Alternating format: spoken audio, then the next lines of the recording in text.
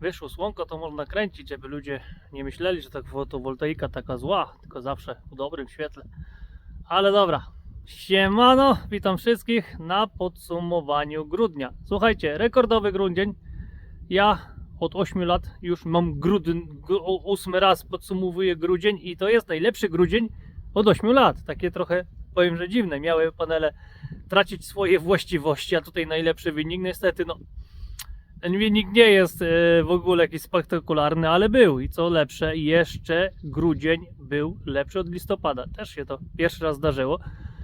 Także takie ciekawostki i słuchajcie, dużo będzie ciekawostek. Na przykład, że moja bateria strojaczka będzie, jakby ktoś chciał, dostępna.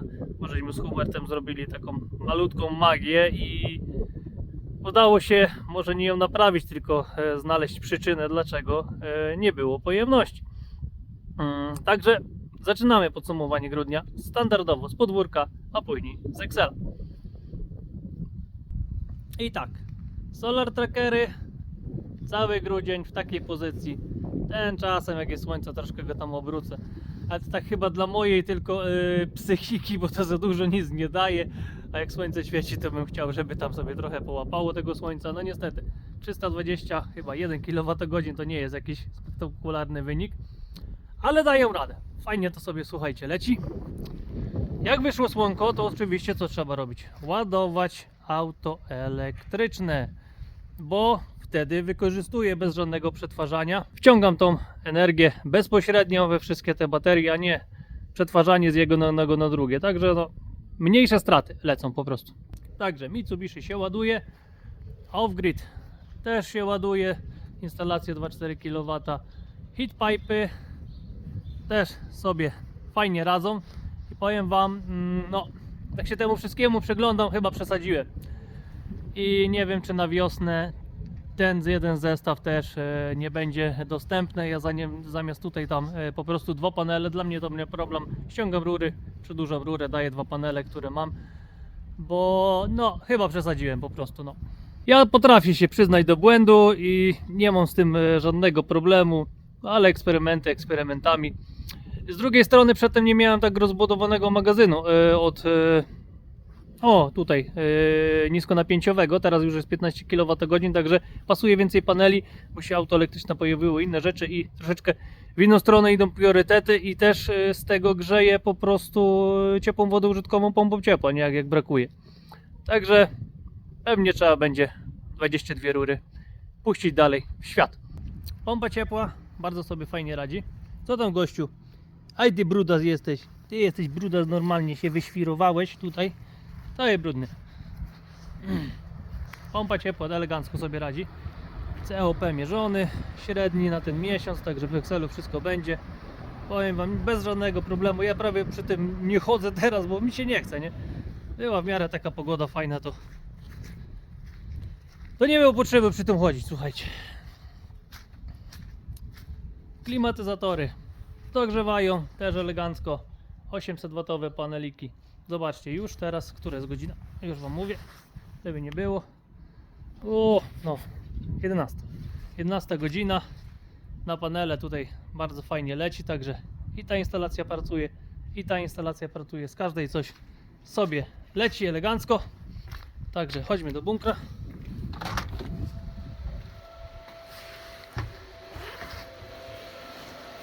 W bunkrze ładnie.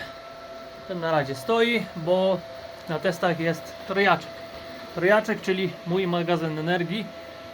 Nominalnie 16 kWh, na razie jest 13 kWh na pewno. Takiej po prostu tej energii, która w nim jest wytestowana. Problem był, bo ja 10,5 więcej nie mogłem wyciągnąć. Problem był z tymi dwoma modułami. One były za bardzo naładowane i po prostu, tutaj to fajnie widać, słuchajcie, zobaczcie, to są te dwie czwórki. Raz, dwa, trzy, cztery, raz, dwa, trzy, cztery. Tu jest takie właśnie po 4, a tu jest po 8. A tego samego BMS-a mają i on troszeczkę się gdzieś zagubił. I te właśnie czwóreczki były za wysoko. Teraz też się wydaje, że one są wysoko, ale jak przelecimy sobie myszką, tego nie widać za bardzo. To nie są wysoko. Może tutaj wam pokażę. rozjazd jest między ogniwami 19 mV, także to takie bardziej złudzenie optyczne, bo tu praktycznie rozjazdu nie ma. Bateria teraz akurat, o, słoneczko świeci, to się doładowuje i cały czas ją teraz, ja tak też trochę balansuję, bo dzisiaj też się naładuje, rozładuje i będę ją ładował 500 W. Także od samego spodu 500 W będzie ładowana, żeby się jeszcze fajnie ułożyła. I stoją równo ogniwa elegancko. I tak jak mówiłem, jest dostępne, czyli w zestawie bateria cała, razem z tym wszystkim, całym uchwytem. Do tego EWES, zarządzanie. EWES z dużym wyświetlaczem, bo każdy będzie pewnie chciał z dużym wyświetlaczem. Sobie na stronie sprawdźcie, ile takie EWES z dużym wyświetlaczem kosztuje. I do tego zasilacz buforowy, czyli ta skrzynka razem z tym zasilaczem buforowym leci. No i akumulator, żeby był kompletny zestaw, jak ktoś by sobie chciał to po prostu uruchomić. No i kable te, co wychodzą tutaj oryginalne. Mam jeszcze nożycowy bezpiecznik z drugiej strony, to też dorzucam, także jakby kogoś interesowało, to pisać w komentarzach. Cały czas leci na testach. A dlaczego? A dlatego, że wiem, że już te 10-16 dla mnie za mało. Ja muszę mieć przynajmniej 30 kWh, żeby to chodziło po mojemu. No zobaczyłem po tej Tesli, nie? To nie jest, to jest tylko na testy tutaj. Więc z Hubertą zbudujemy coś innego. Zbuduje się no coś podobnego do tego, tylko no od nowa, nie? Tak, że człowiek się cały czas uczy. Dobra, czyli temat trojaczka ogarnięty. Niskonapięciowy, leci bardzo ładnie, słuchajcie. To mi się podoba, jak chodzi. Jak w kicie normalnie jest z tego, nieustraszone. To jest ładowarka, to jest Wallbox. Firma Wallbox. Ładowarka, ona ma być na zewnątrz tam, tylko na razie tak położona i leży, ale działa. Niskonapięciowy, 15 kWh, bardzo fajnie sobie lata. Karty składane. I tak, daje radę. 2,4 kW leci nam teraz bardzo ładnie. 1200-1300 W, 40 A nam leci i z 800 jeszcze nam dobije do tego 10 A. I powiem Wam, już chyba jak będzie długo, bardzo długo, z tydzień czasu nie będzie słońca, to chyba dopiero doładuje go świeci. Tyle tej energii teraz fajnie jest z nim zgromadzone, że super sobie to radzi. Nawet z dogrzewaniem ciepłej wody użytkowej tam mi idzie teraz średnio około 1,5 kWh, bo pośrednio to jest dogrzewane też przez pompę ciepła, także no te 5 kWh więcej zrobiło robotę. Obniżyłem do 25 V i mam jakieś tam 13 użytkowe. No i tego słońca jak na razie, no powiem Wam, dzień w dzień, ale po trochu jest, także bardzo fajnie sobie słoneczko daje, nie? Czyli bunkierek mamy, że tak powiem, z głowy. A Ty co tu robisz, kolego? Panie porządkowy. Kolektory ładują na razie nam, bo mamy 35 stopni. Kolektory sobie grzeją. Bo przypominam, kolektory w kierunku południowo-wschodnim, kąt 55 stopni i tak. Do kolektorów wchodzi 27. Pierwszy kolektor podnosi do 42, drugi do 50, trzeci do 56. Temperaturę glikolu w zbiorniku mamy 34 i 1. I tak jak mówię, wychodzi ta temperatura, co mówiłem. Pierwszy podnosi, drugi podnosi, trzeci podnosi, idzie to w zbiornik. Jak zagrzeje ten zbiornik, grzeje drugi zbiornik. Tylko nie wiem, czy na lato te dwa zbiorniki nie będą za mało na tyle rur. A tak jak mówię, ta pompa ciepła, czyli ten buderusik, o, także tutaj też nie ma dużych zużyć i bardzo fajnie to, słuchajcie, radzi. No zobaczymy. Przyjdzie wiosna, zobaczymy. No i leci sobie. A, mówiłem jeszcze bezpiecznik nożycowy, także, bo tu jest już rozdzielone, jakbym mam dodatkowo na Tesla, także u mnie teraz jest tak, że nie ma dwóch, żeby się ktoś nie pomylił, tylko trzeba ściągnąć i założyć, przełożyć tutaj zawsze, żeby była tylko jedna, żebym sobie nie wpiął drugiej gdzieś baterii, bo to jest jednobateryjny falownik. Także nożycowy jeszcze w zestawie wszystko daje, jakby kogoś interesował. I leci. Bardzo fajnie to sobie, słuchajcie, leci. Woltaż mamy bardzo ładny, 45% jest teraz naładowana bateria, 343 V. Ja już teraz zmieniłem parametry i lecę na 330 V, ładuję do 372 V Jak ktoś sobie to policzy, powie, o, powyżej 4,2 V. Słuchajcie, tak jest. Ładuję ją powyżej 4,2 V, tylko to powyżej 4,2 V to jest jakieś 10 minut przy ładowaniu. Jak bateria się naładuje, ona odpuszcza i wszystko leci w dół na 3,15 V i tak naprawdę bateria nie zacznie się z powrotem ładować i jak nie spadnie poniżej 95%. Falownik na to po prostu nie pozwala. Tu jest ustawione właśnie 5% tej różnicy, także ładuję ją sam fajnie do pełna, a rozładować nie wiadomo ile nie trzeba. Jak na razie jest 13 kWh, ale jeszcze szukam mniej pojemności. I ona chyba z nominału będzie 13 kWh. Co znajdę więcej, to już będzie dlatego, co będzie miał, będzie więcej. Także na razie ją trzeba fajnie wyrównać, żeby to chodziło. Znaczy ona już jest równiusieńka. Widzicie jaki jest rozjazd. Ale jak jeszcze ją tutaj pociągnę malutkim prągiem przez 20-30 godzin, to jeszcze to zrobi robotę. Tylko muszę wtedy odpalić sobie może tak, tego ładować, to Tesla bym pasowało odpalić. No zobaczymy, no trzeba to się nastawić na kiepską pogodę, bo będzie mi fotowoltaika doładowywała też z drugiej strony. Także no, na spokojnie. Coś wymyślę i leci sobie fajnie bilansik. Jeszcze wejdziemy. Nie system, tylko statystyka. Jak widzicie, o dzisiaj z niej wyciągnąłem już prawie 9 kWh, tylko zaczęła się doładowywać 1,7 kWh. Także tutaj się później z tego różnicę wyłapuje i wiemy ile się wyciągnęło z baterii, no bo dzisiaj niestety dalej krótkie dni, idzie 4,5 kW z dwóch instalacji, z piątki idzie 2,6 kW i z 3,85 idzie 1,94. Niskie słońce i nic nie poradzi. Także jest dobrze.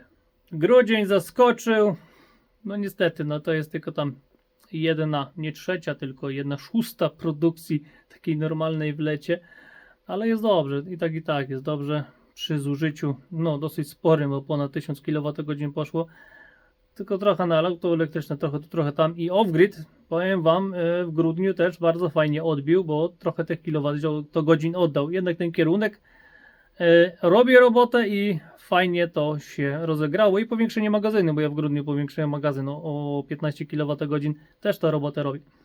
Także dzieje się, zapraszam do Excela, jakby kogoś interesowała bateria, no to zapraszam do komentarzy. No to zacznijmy nie tak zawsze od całego podsumowania, tylko od rekordzisty i jak widzicie 312 kWh. Najlepszy grudzień od 2016 roku, no tak naprawdę od 2020, bo tutaj cały mamy na czerwono, to są wspólnie liczone 385 i 5 kW instalacja, wcześniej była tylko 385, ale i tak patrząc z perspektywy nie było mocniejszego po prostu grudnia. Jak patrzę jeszcze z innej po prostu perspektywy, tutaj podglądu na tą pojedynczą instalację, także ten jest najmocniejszy z tych wszystkich, co był. No i bardzo dobrze, cieszy mnie to bardzo. Druga niespodzianka, że jednak listopad był słabszy, czyli widać jaki listopad był kiepski. Ogólnie popatrzcie tutaj po statystyce. Tam gdzie mamy czerwone, bo tutaj będzie w miarę porówno i jest bardzo kiepsko. A tutaj to widać jeszcze lepiej, jaki był listopad. Także odpadło i to bardzo dużo odpadło. Grudzień zaszalał, super, brawo, 2 kWh więcej jak 2020 roku, także bardzo fajnie to sobie lata. Przejdźmy teraz do podsumowania całościowego domów miesiąca. Muszę teraz tak przeskakiwać sobie, bo mi się zrobiła aktualizacja Excela i tylko pod górkę, no ale dobra, daję radę, lecimy. I tak, z sieci pobrałem 1228 kWh, oddałem 18 kWh do sieci, także magazyn energii zrobił swoją robotę. Niestety tak to jest, że software czasem coś pogubi, czasem coś, większa produkcja pójdzie, pchnie tam, no i tak niestety wyszło, to nie jest idealne urządzenie. Całkowita produkcja 312 kWh, z czego 294 to jest autokonsumpcja, czyli 95% zużyłem, albo na bieżąco, albo wpakowałem w magazyn i później po prostu zużyłem tą energię, czyli nic nie oddałem z tego do sieci, tylko 18 kWh. Nadwyżka na grudzień 3754 kWh Jak przyjdzie rachunek, to wam powiem, jaka jest naprawdę, bo teraz mi no, z 2000 kWh pewnie mi przepadnie lekko, a nic nie zrobię. Lepiej niech przepada, jak ma brakować, niech zużycia będą małe. Temat się ogarnia, jak jeszcze dojadą panele do off-gridu zamiast heatpipe'ów, to jeszcze będzie lepiej. Także lecimy, słuchajcie, dalej. Całkowite zużycie domu na wszystko, plus ładowanie elektryka tutaj też jest, bo z off-gridu no nie dało rady ładować elektryka, wystarczyło na bieżące, plus jeszcze trzeba było podładować, o czym za chwilę powiem. 1522 kWh. I tak, sam dom wciągnął nam 672 kWh. Pompa ciepła do ciepłej woży użytkowej to jest praktycznie tak pół na pół, trochę z off-gridu, trochę było z wysokonapięciowego, bo zależy z czego co brakowało, ale to się tak wszystko zalicza do pełnej energii, do zużyć jako tutaj zużycie i dodatkowe jeszcze to zużycie z tej drugiej instalacji, gdzie by nie pociągnął na koniec roku i tak razem to wszystko sumuje, także tutaj mamy 1522 kWh, a zaraz przejdziemy ile jeszcze było zużycia innej energii, także pompa ciepła do ciepłej wody użytkowej 44, farelka 11, pompa ciepła 7, powietrze woda 663 kWh, klima 3,5 67, klima 6,5 2,6 kW 65 kWh, razem ogrzewanie w tym miesiącu to jest zużycie moje 806 kWh.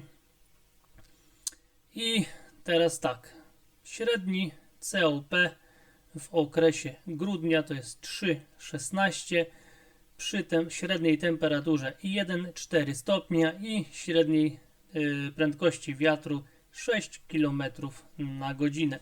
Przeważnie kierunek południowy, południowo-wschód, południowy-zachód. Tutaj rzadko kiedy wieje od drugiej strony. I przejdźmy teraz jeszcze do podsumowania off-gridu i auta elektrycznego. I już przeskakujemy. O, jesteśmy elegancko. I tak, grudzień. Do mojego niskonapięciowego magazynu energii musiałem pobrać 34 kWh, bo pierwsza połowa tego grudnia no nie była za szałowa i trzeba było podładowywać. Gdzieś chyba w połowie grudnia powiększyłem pojemność magazynu, także też trzeba było doładować ten magazyn i od tego czasu na razie spokój święty z sieci pobieram tylko 2,5 W na bieżąco. Także pobrałem 34 kWh. Z magazynu wyszło 102 kWh, czyli 102 minus 34 daje nam 68 kWh. Zostało przeze mnie skonsumowane. No i jeszcze w międzyczasie jest utrzymanie całego magazynu, czyli obciążenie stałe, falownika i to tamto. Czyli ta 68 kWh to już jest takie na czysto, co wyleciało. I zobaczcie, bardzo fajnie w grudniu zrobiło i niż w listopadzie 40 tylko w grudniu 68, także no prawie drugie tyle, bo no kierunek jest dobry, południowy wschód, kąt 55 stopni, to wszystko robi robotę. Jak widzicie już w tym roku 504 kWh z off-gridu wyszło na czysto, to liczymy na czysto ile wyszło, to już jest trochę tych kWh i to trzeba później policzyć całościowo w ciągu roku do zużycia prądu mojego w domu. Auto elektryczne, kilometry, no jakoś się nie najeździłem się za dużo, 565 kilometrów zrobiłem i to taka jazda, a tu wokół komina dosłownie, bo to dzieciaki codziennie do szkoły i ze szkoły. Poszło na to 146 kWh i tak widzieliście wcześniej podałem jakie były średnie temperatury i 25 kWh na 100 km wyszło, tylko co jest więcej odpalania tego auta i że tak mówię no objadę tam i z powrotem, dopiero się grzałki wyłączam i tam są na swoim biegu lecą. Jak się jedzie, no to się grzałka uruchomi od ogrzewania, później już tak sobie tylko dobija, bo jest dobrze to ocieplone i to inaczej działa. A tak to na start cały czas grzeje z zimnego. No i wyszedł taki wynik 25 kWh na 100 km i tutaj nic, słuchajcie, nie przeskoczy. Ale oszczędność tego jest, licząc, ja cały czas tutaj liczę 7 litrów na 100 średnią roczną, bo teraz to by mi 12 auto spaliło, jakbym tak dzieciaki wwoził do szkoły tam i z powrotem przy tych temperaturach. Czyli średnią roczną 7 na 100 ropy liczę, bo takiego auta się pozbyłem zamiast elektryka na wymianę.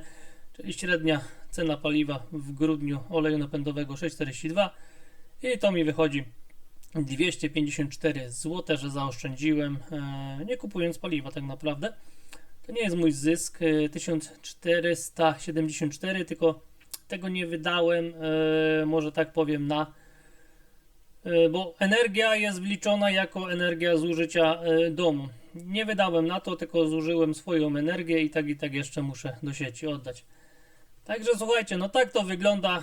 Podsumowanie roku będzie, jak przyjdzie rachunek. A na dzień dzisiejszy bardzo fajnie to wszystko wygląda. Są cały czas nowe tematy, nowe testy. Ja już szukam. Powiem wam, może to inaczej zrobię.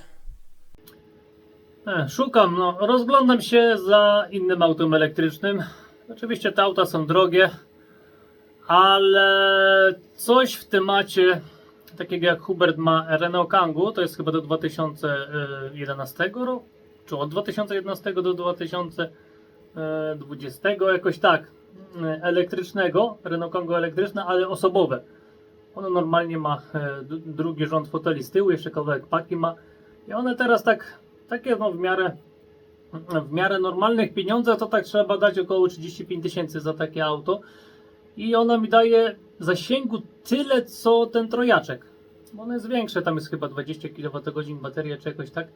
Tam jest mówię do 140 km zasięgu, ale jakby się coś takiego udało zdobyć, to ja bym miał jednego, Hubert bym miał drugiego i wtedy już Hubert bym miał chęć przerobić. Byśmy obydwa przerobili, żeby miały minimum 300 km zasięgu, bo można przełożyć baterie oryginalne z większą pojemnością, bez żadnej kombinacji, to wszystko dalej będzie fajne w oryginale, czyli bezpieczne, a nie jakieś dokładanie nie wiadomo jakich ogniw. I powiem wam, no może to auto nie wygląda, ale z zasięgiem już będzie pakowne będzie, bo trojaczek super, naprawdę, ja nim śmigam wszędzie, tylko to jest no na 4-osobową rodzinę, trochę małe, jeszcze trzeba coś zapakować z tyłu, a ono wiecznie jak się gdzieś jedzie, jakaś graciarnia i tak mówię, mi trzeba minimum 200 km takiego pewnego, żebym wszędzie na swoim ładowaniu, że tego wyjechał tam z powrotem, bo mi się nie chce stać po tych ładowarkach. Chcę ja sobie na swoim polecieć, wrócić, a jak jedzie dalej, no to czysta benzyna i lecimy, nie? I spalanie mamy 8 na 100 albo i 9. No, ale to rzadko się jeździ praktycznie, mówię, wokół komina ile się da. Także taki temat, jakby mi się ktoś, że tak powiem, przytulił do magazynu, to bym był bliżej tamtego Renault Kangoo i trojaczka też pewnie bym gdzieś puścił w dobre ręce. Jak widzicie po filmach, trojaczek jest ogarnięty. Jeszcze jak już będę miał kangura, to wam zdradzę pewną tajemnicę związaną z baterią trojaczka, bo tam jest taka fajna ciekawostka, że on jest więcej warty jak na ile wygląda. Ale to wszystko na spokojnie. Także pozdrawiam was wszystkich serdecznie. No, szczęścia, zdrowia w nowym roku oczywiście, bo to dzisiaj 2 grudzień, wczoraj nie dało rady nic nakręcić, no taki dzień był, jak połowa z was pewnie. No i tyle. Także szczęścia, zdrowia, pomyślności. Trzymajcie się i do następnego.